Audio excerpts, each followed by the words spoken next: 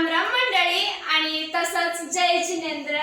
तर आज आपल्यासोबत आहेत विश्वकर्माजी, विश्ववंदनाजी आणि प्रियंका दीदी जी। तर मैं पहले हिंदी में बात करती हूँ। आज गंगू को थोड़ी सी हिंदी मारनी पड़ेगी मंडली, क्योंकि हमारे मेहमानों के लिए वो ऐसे बात करना पड़ता है। और मैंने सुना है कि हमारी विश्ववंदना जी है, वो बहुत प्यारा भजन गाती है, तो मुझे भी थोड़ा सा उनका भजन सुनना है। प्लीज आप मेरे लिए गा के दिखाएंगे कि थोड़ा सा। ओ गुरुदेव, ओ गुरुदेव, ओ गुरुदेव, ओ गुरुदेव, शरण तुम्हारी प्यारी लगती है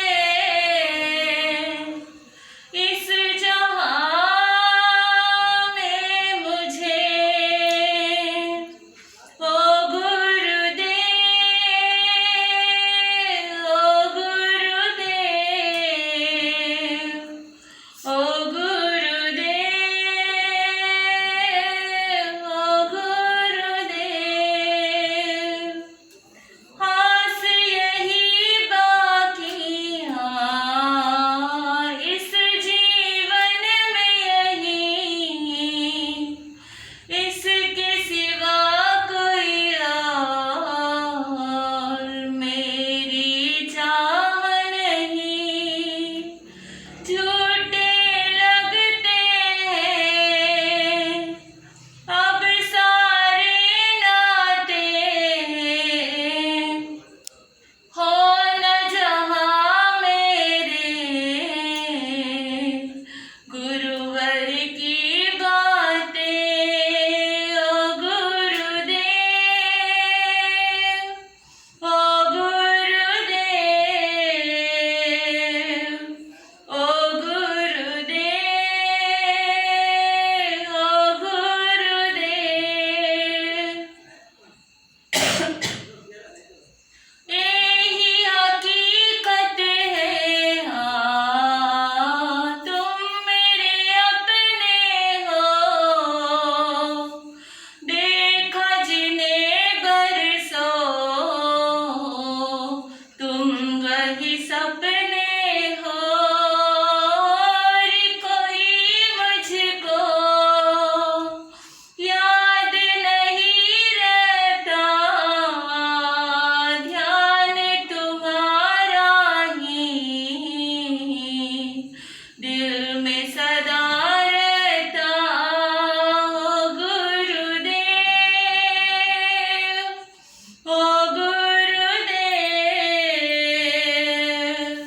ओ गुरुदेव, ओ गुरुदेव, मैं एक प्यासी हूँ प्रेम के तुम सागर। किस्मत सबरी है तुम सब रूपा कर। मैं अंधियारी थी तुमसे हुई रोशन, जब से जगी मन में श्रद्धा भक्ति किरण। ओ गुरुदेव, ओ गुरुदेव, ओ गुरुदेव, ओ गुरुदेव, शरण तुम्हारी प्यारी लगती है इस जहां में मुझे। ओ गुरुदेव, ओ गुरुदेव, ओ गुरुदेव। सबसे पहले तालियां बजाओ जो इतना प्यारा। सच्चे मतलब आपका आवाज सुन के ऐसा लगा कि अभी गुरुदेव हमारे आसपास है, और मतलब मैं एक्सप्रेस नहीं कर सकती कितना मेरे भाव को लगाया हो। बहुत बढ़िया, बहुत बढ़िया।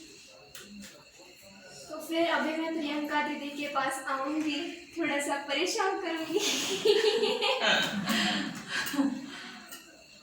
तो मुझे मतलब आपका लाइफ के बारे में थोड़ा सा कुछ जानना है। क्या जानना चाहते हैं? मतलब कि आपकी पढ़ाई क्या हुई है, आपका बैकग्राउंड क्या था, और फिर आप मतलब ये सब ऐसा क्यों अपनाया? मैंने सॉफ्टवेयर इंजीनियरिंग डिप्लोमा किया है, BCMC किया है। और बचपन से एक इच्छा थी, शुरू से माता पिता के संस्कार थे हमें कि हम जिन शासन में जाएं, जैन धर्म की सेवा करें, जैन धर्म के अनुयायी बने। तो बस वो एक संस्कार लगते गए। काफ़ी शिविर हमने अटेंड किए, काफ़ी साधु संतों का हमें सहयोग मिला। और उस दौरान स्टडी भी चलती गई और स्टडी के साथ साथ कुछ बिजनेस वगैरह भी किए। और फाइनली 2017 में बोलते हैं कि ड्रीम, एक अपना चांस जो होता है वो पूरा ऐसा लगा कि अब कंप्लीट कर लेना चाहिए, अब ज़्यादा समय मतलब नहीं गंवाना चाहिए। तो फिर घर वालों से पूछा, सबसे पूछा, तो काफ़ी परेशानी आई, काफ़ी संघर्ष करना पड़ा। पर फाइनली 18 फरवरी 2018 को ये लकी चांस मुझे मिला। और जो कपड़े आप अभी पहने हुए हो वो कपड़े छोड़ करके मैंने ये श्वेत वस्त्र धारण किए।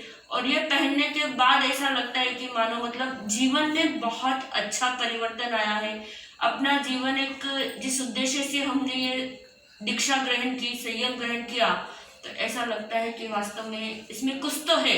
ऐसे ही गुरु भगवंत नहीं बोलते, तीर्थंकर नहीं बोलते हैं चारित्र अंगीकार करने के लिए, पर जब स्वयं ने किया तो इस चीज को अनुभव भी किया। बहुत बढ़िया, बहुत बढ़िया। मतलब आज के ज़माने में प्रियंका दीदी जी एक बिजनेसमैन भी रह चुकी है, और इस ज़माने में हर किसी को पैसा चाहिए, सारा धन दौलत संपत्ति चाहिए, लेकिन ये सारा छोड़ के अगर वो ऐसा पेशा अपना रही है तो ज़रूर कोई बात तो है। बहुत बढ़िया। और फिर आपको क्या लगता है कि आज के ज़माने की जो स्त्री है उसे कितना आगे जाना चाहिए और कितने लिमिट्स रखने चाहिए खुद के? देखिए, आगे जाने की तो कोई लिमिट्स नहीं होती है, क्योंकि भारत की पहली प्रधानमंत्री थी वो भी नारी थी। और हमारे इसमें कहते हैं कि जिन्होंने तीर्थंकर को जन्म दिया वो भी पहली स्त्री ही थी। अगर इस धरती की कोई कल्पना करे तो हर एक चीज स्त्री से हुई है। पर कैसा है कि हर एक चीज की अपनी मर्यादा होती है। जरूरी नहीं कि स्त्री मात्र घर की सिर्फ 4 दीवारों तक ही सीमित रहे, पर अपने लहजे में, अपनी मर्यादाओं में रहकर के वो आसमान भी छू सकती है, तो माउंट एवरेस्ट की चोटी पर भी चढ़ सकती है, तो भारत की प्रधानमंत्री बनकर के भारत को संभाल भी सकती है। पर उसमें उसने योग्यता और कैपेसिटी की प्रखरता जो होनी चाहिए वो उसको बाहर लाने का प्रयास है। पर हर एक चीज का स्त्री का अपना लहजा होना चाहिए, अपना एक तरीका होना चाहिए। मैं ये मानती हूँ कि अपने माता पिता बहुत अरमान सजाते हैं हमारे लिए कि हमारी बेटी एक अच्छी एजुकेटेड हो, एक अच्छी बिजनेसमैन हो, या एक अच्छी राजनेता बने, या एक अच्छा मार्ग चूज करे। उनके सपने साकार करने के लिए हमें वैसे हमारे सपने बनाने पड़ते हैं, और वैसे सपने हमारे तब बनेंगे कि जब हम उनके बताए हुए पदचिन्हों पे चलेंगे। क्योंकि आज की जहाँ हम जनरेशन्स देखते हैं, आज की जनरेशन्स की बात आती है, आज की लड़कियों की बात आती है, तो आजकल की लड़कियां माता पिता का कुछ भी नहीं देखती। बहुत सी जगह हमें ऐसा देखने को मिलता है कि रात को 12-12, 1-1 बजे तक बच्चे घूम रहे हैं अपने दोस्तों के साथ में, कॉलेज के सर्कल्स के साथ में। आप घूमो, आपके पेरेंट्स आपको मना नहीं कर रहे, पर उस जो 12 बजे घूम रहे हो तो आप 8 बजे तक की लिमिट कर लो। आपके पेरेंट्स आपको कभी किसी चीज के लिए बंदिश नहीं करेंगे, पर उसकी कुछ कंडीशंस हमें हमारे सामने रखने की आवश्यकता है कि हम उन्हें अपना फ्रेंड समझें, अपने दिल की हर एक बात उनके साथ शेयर करें। अगर हमारे पेरेंट्स ने हमें मोबाइल दिलाया है तो हम उस मोबाइल का भी यूज अच्छी जगह करें, ना कि इसका मिसयूज कर लें। क्योंकि बहुत सी ऐसी चीजें होती हैं जो मोबाइल के कारण हमारे जीवन को कहाँ से कहाँ लेकर के चली जाती है। तो मैं आज की सभी गर्ल्स से यही कहना चाहूंगी कि आप हर एक फील्ड में आगे बढ़ो, पर अपनी मर्यादाओं के साथ में, अपनी सभ्यता के साथ में और अपने संस्कारों के साथ में आगे बढ़ोगे तो आप ही नहीं पूरे भारत का नाम रोशन अवश्य होगा। बहुत अच्छी बात है। मतलब कि आज के ज़माने में गर्ल्स को आगे पढ़ना भी चाहिए और जो भी कुछ लिमिट्स है वो खुद में डालनी चाहिए। नहीं, ये चीज़ सही है, ये गलत है, इसका हमें खुद में डिफरेंस पता होना चाहिए, हमें उससे पढ़ना चाहिए, सीखना चाहिए उससे। और दीदी जी, मैं मतलब आज के ज़माने में बहुत सारे लोग हैं जो बस दुख दुख दुख, बस इसके आगे कुछ बात ही नहीं करते। कोई भी बात करे, अभी आपके भी मतलब आप सुबह से यहाँ है, बहुत सारे लोग आए, क्या बोलते हैं, बस उनका प्रॉब्लम लेके आते हैं। तो इस प्रॉब्लम पे आप क्या बात करेंगे? ऐसा है, ये तो हमारे मन का प्रॉब्लम है सबसे बड़ा। हमारे जीवन में कोई चीज दुख होता ही नहीं है, ये दुख हमने स्वयं ने हमारे जीवन के अंदर इनपुट किया है। और बहुत सी चीजें ऐसे हो जाती है जिसे हम पाना चाहते हैं, तो वैसे अब हमारी कैटेगरी हो गई कि हमें दुख पाना है और सुख को खोना है। अगर हम दुख को आउटपुट कर लेंगे और सुख को इनपुट कर लेंगे ना, तो हमें किसी के पास जाने की जरूरत ही नहीं पड़ेगी। हमारे स्वयं के भीतर में एक परमात्मा बैठा हुआ है जो हमें सुख की हर पल आनंद की अनुभूति करवाता है। बस यह है कि हमें उसे समझना चाहिए। और अगर हम वास्तव में सकारात्मक सोच से आगे बढ़ेंगे, पॉजिटिव थिंकिंग लेकर के आगे बढ़ेंगे, दूसरों का फील्ड ना देख करके हम आगे बढ़ेंगे। हाँ, फील्ड इसलिए देखो कि वहां से हमें कुछ प्रेरणा मिले, ना कि इसलिए देखो कि वहां हमें तकलीफ हो कि हम उसकी प्रगति को देख करके ईर्ष्या रखें, दुख में आ जाए। वो नहीं होना चाहिए। दुख की लिमिटेशंस कर देनी चाहिए हमें हमारे जीवन के अंदर कि कभी हमारे जीवन में दुख आए ही नहीं, और दुख आएगा नहीं तो हमें किसी के पास जाना नहीं पड़ेगा, और हम किसी के पास जाएंगे नहीं तो हमारी सोच आगे से आगे पॉजिटिव होती चली जाएगी। सही बात है। लेकिन कभी कभी मतलब ये जो लोग रहते हैं वो दुख अपने खुद से नहीं, या फिर उनके फैमिली प्रॉब्लम रहता है, कुछ रिलेटिव्स का प्रॉब्लम रहता है, उसके वजह से वो दुख लेते हैं और उनको लगता है कि संसार का सारा दुख बस मेरे ही पास है। नहीं, एक्चुअली इसमें होता क्या है, सहनशीलता आज के युग में देखी जाए तो बहुत कम है। और दूसरा, वो दुख नहीं है, वो ईर्ष्या का भाव आ जाता है। वहाँ हमारे मन में अहंकार का भाव आ जाता है। आपने बहुत अच्छा क्वेश्चन किया कि फैमिली वालों की तरफ से हमें कभी दुख मिल जाता है, या फिर बड़ों की तरफ से दुख मिल जाता है, या फ्रेंड सर्कल्स की तरफ से दुख मिल जाता है। अभी जैसे आपके पेरेंट्स आपको मोबाइल नहीं लेने देंगे तो भी आपको दुख होगा, पर उसके पीछे उनकी अच्छी भावनाएं जो रहती है हम वो नहीं समझ पाते। हमारे पेरेंट्स एक लिमिट तक हमारे ऊपर इसलिए बंदिश लगाते हैं कि हमारा भविष्य सिक्योर रहे। दुख हमारे मन का है, उस दुख को उत्पन्न हम करते हैं। अगर किसी ने हमें डांट दिया या किसी ने हमें कुछ बोल दिया तो मेरा ये मानना है कि उस चीज को वही लेट गो कर दो, उस चीज को वही छोड़ दो। उसको हम जितना पानी लगाएंगे, एक को नहीं 50 जन को बोलेंगे, वो चीज उतनी ही बढ़ेगी। तो कोई अगर हमारे सामने आसमान को छू रहा है तो हमें ये बोलना चाहिए कि उसको देख करके और लोग छुए, तो वो दुख वैसे ही खत्म हो जाएगा। पर हम ये सोचने के लिए उसने छुआ मैंने नहीं छुआ तो हमारी पीड़ा बढ़ जाएगी। पर हम ये सोचे कि उसने छुआ है और मैं छू करके ही बताऊंगा और मेरे साथ में बहुत सारे जन छुएंगे, तो वह दुख समाप्त हो जाएगा और उस चीज को छूने के लिए जीवन में ऑटोमेटिकली सुख आ जाएगा। बहुत अच्छा। और मतलब अभी क्या चल रहा है कि आज के ज़माने में मतलब हम बस दुखड़ा ही गाते रहते हैं, और इसके वजह से सामने वाला जो व्यक्ति रहता है, कभी कभी जो मतलब सामने वाला व्यक्ति हमारे सुख से परेशान होता है। तो इससे आप क्या कहना चाहेंगे? नहीं, सुख से तो कोई व्यक्ति परेशान नहीं होता, मेरा ये मानना है।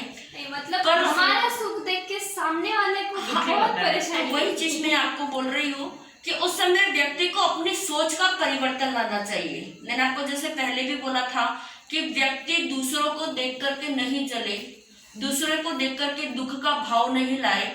सिर्फ वो यह सोचे कि अगर उस व्यक्ति ने ऐसा कार्य किया है, अभी जैसे हम हैं, अगर हम दोनों कहीं अच्छा चौमासा कर रहे हैं या हमारे ऊपर गुरुदेव की असीम कृपा है, तो वैसा प्रयास उन लोगों को भी करना चाहिए कि उनको इतना मिल रहा है तो हमें भी मिलना चाहिए। हम भी उस योग्य बन सकते हैं, हम में भी वही कैपेसिटी है। उनके भी 2 हाथ 2 पाँव 2 आंख 2 कान 2 नाक है, और हमारे को भी वही चीज मिली है, बस फर्क ये है हमारा माइंड। ये जो कुछ खेल होता है हमारे मन और हमारे माइंड का होता है, हमारी सोच का होता है। अगर हम दूसरों को खुश देख करके हम स्वयं दुखी होंगे, तो मेरा ये मानना है कि ये हमारी सबसे बड़ी मूर्खता है। उसको देख करके हमें डबल खुश होना चाहिए, तो ये हमारी सबसे बड़ी अच्छाई है कि उसके खुश में हम भी खुश है और उसके दुख में हम भी दुखी है। तो वो सामने वाला सोचेगा नहीं यार, इस व्यक्ति को देखो, मेरे दुख में भी मेरे पास आकर के दुखी हो रहा है, और आज मैं सुख हूं, तो वो खुशियां ऑटोमेटिकली अपने पास बांटने को आ जाएगा। अगर हम मन के विचारों को इस तरह से रखेंगे, तो मुझे नहीं लगता है कि हमको किसी और को खुश देख करके दुखी होने की ऐसी आवश्यकता है। बस ये कि सब कुछ हमारी थिंकिंग, हमारी मेंटेलिटी के ऊपर डिपेंड करता है कि हमारी थिंकिंग बेटर होनी चाहिए, हमारी थिंकिंग लॉसेस वाली नहीं होनी चाहिए, हमारा मेंटेलिटी एकदम हाई लेवल का होना चाहिए, ना कि लो लेवल का होना चाहिए। हम जैसा सोचेंगे हमें रिटर्न में वैसा ही मिलेगा, तो इसलिए हमेशा अच्छा ही सोचो। और मतलब कभी कभी क्या होता है ना कि मतलब हम ऐसे सीधे रास्ते में चलते रहते हैं, और फिर परेशान करने वाले इतना परेशान करते हैं ना कि मतलब उन हद ही पार कर देते हैं कि मानो कौन से भी लेवल पे चले जाए। तो फिर क्या उनके जैसा बनना चाहिए, या फिर उन्हें अपोज करने के लिए कोई दूसरा तरीका अपनाना चाहिए? देखिए, जीवन एक चुनौती, मैं तो ये मानती हूँ, क्योंकि जब तक जिंदगी में कसौटी नहीं आएगी तो हमारी जिंदगी भी पूरी नहीं होगी। और जो रास्ता हमने चूज किया है, जिस रास्ते पे हम जा रहे हैं, अगर वो एकदम सरल होगा तो उसको पार करने का भी मतलब क्या है? तो कहीं ना कहीं तो संघर्ष आना ही चाहिए, कहीं ना कहीं तो चुनौतियां हमारे सामने आनी ही चाहिए, और कोई ना कोई व्यक्ति ऐसा होना ही चाहिए जो हमें चुनौती दे। अगर जब संघर्ष ही नहीं होगा तो वहां तक जाने का मार्ग हमें पता ही कैसे चलेगा। और उस मार्ग को अगर हमें प्राप्त करना है तो जीवन में संघर्षों का अनुभव लेते हुए, क्योंकि कहते हैं ना कि जब माँ एक बच्चे को जन्म देती है तो डायरेक्ट नहीं दे देती, उसको भी 9 महीने अपने गर्भ के अंदर उस शिशु को रखना पड़ता है। उस सुख को, उस दुख को, उस दर्द को, उस पीड़ा को अनुभव करना पड़ता है, तब जाकर के कई एक शिशु का जन्म होता है। अगर रोटी बनी है तो क्या हम डायरेक्ट खा लेंगे उसको? उसके लिए भी बड़ा संघर्ष करना पड़ेगा। पहले किसान खेत के अंदर बीज बोएगा, फिर फसल उगेगी, फिर माली आकर के उस धान को काटेगा, फिर उसमें से गेहूं निकलेगा, फिर आप लेकर के आओगे, उसकी सफाई करोगे, फिर आटा पिसोगे, तब भी रोटी नहीं बनेगी। उसके बाद में उस आटे का आप छान करके उसका गोंदोगे, उसका लोया बना करके रोटी बनाओगे, तब भी रोटी नहीं बनी। सेकने के बाद में वो हमारी थाली में आएगी, तब जाकर के हम कहीं खाएंगे। तो एक गेहूं का दाना बनने में इतनी लंबी प्रोसेसिंग है, तो सोचो उसके जीवन में कितना संघर्ष आया होगा। तो हमारे जीवन में क्या संघर्ष है? और जब तक संघर्ष नहीं हो तब तक रास्ता आसान हो तो मतलब भी नहीं है। इसलिए मैं तो मानती हूँ कि जिस लक्ष्य की ओर आप आगे बढ़े हो उसमें संघर्ष आना इसलिए जरूरी है कि वो हर संघर्ष आपको मजबूत करेगा। जिस शिखर तक आपको पहुंचना है, आपका वो शिखर हाई लेवल का करेगा और आपको इतना मजबूत करेगा कि आप वहां तक पहुंचोगे। नहीं मतलब जो अभी हमारे साइड में आ रहा है तो उसे कैसे जवाब देना चाहिए, या उसके तरह बनना चाहिए, या फिर मतलब उसे साइड में करना चाहिए? क्या जवाब कैसे देना चाहिए? जवाब तो उसे देना ही पड़ेगा। अगर हम उसे साइड में कर देंगे तो उसको लगेगा कि सामने वाले ने हार मान ली। हमें हार तो कभी माननी नहीं चाहिए, क्योंकि व्यक्ति 2 ही चीजों में नहीं जीतता है, एक तो पैसा और दूसरा विजेता। और जो जीवन के अंदर सिकंदर बना है उसी का नाम होगा। अगर सामने वाला व्यक्ति हमें ज्यादा परेशान कर रहा है, हाई लेवल तक परेशान कर रहा है, तो उसका एक सीधा सा इलाज है, शॉर्ट एंड स्वीट में उसका आंसर दो और वहां से अपना रास्ता थोड़ा सा टेढ़ा करके पुनः अपने रास्ते पर आ जाओ। क्योंकि अपन उसके साथ ज्यादा उलझेंगे तो वो हमें ज्यादा परेशानियां देगा। जब तक सहन करने की कैपेसिटी है उसको सहन करो, और जिस दिन सहन नहीं हो उस रास्ते को छोड़ करके थोड़ा रास्ता चेंज कर लो। जाना अपने को जहाँ है वहां के फिर 100 रास्ते खुल जाएंगे, पर जवाब देना चाहिए, क्योंकि जवाब नहीं देंगे तो वो आज हमें नहीं हर एक व्यक्ति को परेशान करेगा। और ऐसा नहीं होना चाहिए, कोई व्यक्ति उससे परेशान होकर के उसको ज्यादा परेशान कर देवे, ये चीज भी लिमिट से नहीं बाहर जानी चाहिए। इसलिए समय के अनुसार हर एक चीज का जवाब देना भी जरूरी है। भाई सही बात है, सही बात है। तो फिर आपको मतलब कैसा लगा कि आपने मतलब ये जो श्वेत वस्त्र वगैरह परिधान किए और अपनाए खुद से, फिर आपका क्या अनुभव रहा, लोगों का क्या प्रतिक्रिया रही आपके इस पूरे जो जैन समाज में, और फिर आपको क्या सम्मान किस तरह पर मिलता है और आपका आगे का प्रवास कैसा रहने वाला है? देखिए, इस वस्त्र की एक विशेषता है कि जब तक हम ये वस्त्र धारण नहीं करते तब तक कोई हमें कुछ नहीं समझता। मतलब ठीक है, कोई आए होंगे चले जाएंगे, और जैसे ही ये वस्त्र हमने धारण किया तो सामने वाले का हमें देखने का नजरिया पूरा चेंज हो जाता है, उसकी पूरी प्रतिक्रिया चेंज हो जाती है। और ये वस्त्र श्वेत नहीं कह सकते इसे हम, ये वस्त्र हमारे चारित्र को निखारता है। ये वस्त्र हमारे चारित्र को बताता है कि हम जिन शासन के प्रति कितने समर्पित हैं। क्योंकि कहते हैं ना कि काले में अगर काला दाग लग जाए तो दिखे तो भी कोई प्रॉब्लम नहीं है, और काले में काला दाग दिखता भी नहीं है। पर हमने श्वेत वस्त्र इसलिए धारण किए हैं कि हमने संसार त्यागने का निश्चय किया, परिवारजनों को त्यागने का निश्चय किया, धन संपत्ति को छोड़ने का निश्चय किया, जो हमारा फ्रेंड सर्कल्स था, और हमारी जो लाइफ थी, एक एजुकेटेड लाइफ आप बोल सकते हो, स्टाइलिश लाइफ आप जिसे बोल सकते हो, या फिर और किसी अदर लेवल से हम जो हमारी लाइफ जीते हैं हर एक चीज से, उस लाइफ को छोड़ करके मात्र एक परिधान, सिर्फ श्वेत वस्त्र को धारण करना एक बहुत बड़ी बात होती है। आपको अगर बाल कटवाने तो आप पार्लर पे चले जाओगे, पर जैन समाज के अंदर दीक्षा अंगीकार करना मतलब स्वयं के अंदर परमात्मा बनने जैसा है। क्योंकि जब हम संयम अंगीकार कर लेते हैं, दीक्षा अंगीकार कर लेते हैं, रंगीन वस्त्रों को छोड़ करके श्वेत वस्त्रों पे आ जाते हैं, श्वेत वस्त्र को धारण कर लेते हैं, तो हमारे मन के भाव ऑटोमेटिकली हर एक के प्रति श्वेत हो जाने चाहिए, यानी कि सकारात्मक हो जाने चाहिए। अगर किसी के प्रति राग द्वेष है या किसी चीज को लेकर के मोह में ग्रसित है, तो वो सब ये वस्त्र पहनने के बाद ऑटोमेटिकली छूट जाता है। जब तक ये वस्त्र धारण नहीं है तब तक हम मोह माया में फंसे हुए, और जैसे ही ये वस्त्र हम धारण करते हैं तो हमारे लिए हर एक चीज पृथक पृथक हो जाती है। और इसको धारण करना मतलब अपने आप में परमेश्वर को प्राप्त करने जैसी योग्यता हमें मिल जाती है कि हम ये मानते हैं इस भाव में नहीं तो किसी न किसी भाव में तो हम क्या करेंगे, तीर्थंकर बन ही जाएंगे। और जब तक तीर्थंकर नहीं बने तब तक हम ये सोचते हैं कि हमें जैन कुल मिले, एक अच्छा क्षेत्र मिले, भरत क्षेत्र मिले, आर्य क्षेत्र मिले, और हमें साधु जीवन हर बार मिले, और ऐसा साधु जीवन मिले कि हम अपने कर्मों को क्षय करें और जल्द से जल्द तीर्थंकर बने। ऐसी भावना हर एक व्यक्ति को अपने जीवन के अंदर पानी चाहिए। बहुत बढ़िया। और एक अंतिम सवाल मैं आपसे करना चाहूँगी कि ये जो न्यू जनरेशन है या फिर आजकल के जो हिंदू समाज है, बहुत सारा हमारे भारत के पूरे ये जो न्यू जनरेशन बढ़ रही है और ऑल ओवर इंडिया के सारे लोगों को मतलब ये किस मोटिव से जा रही है, और फिर आप इनको क्या संदेश देना चाहेंगी?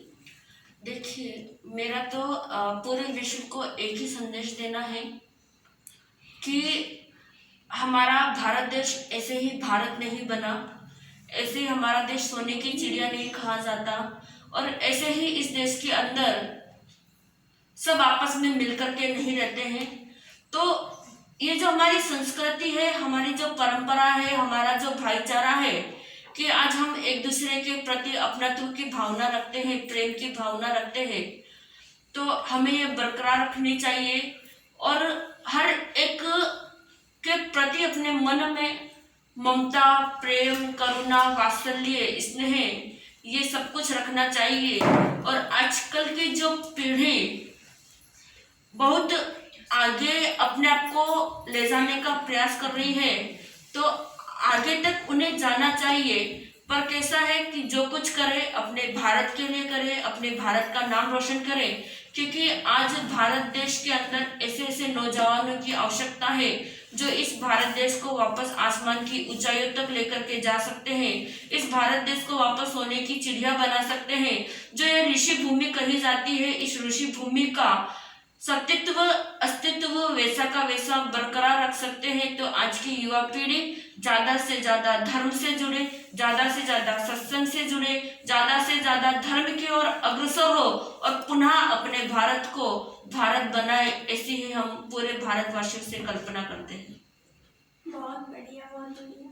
और अंत में कुछ एक प्रार्थना वगैरह बोलेंगे?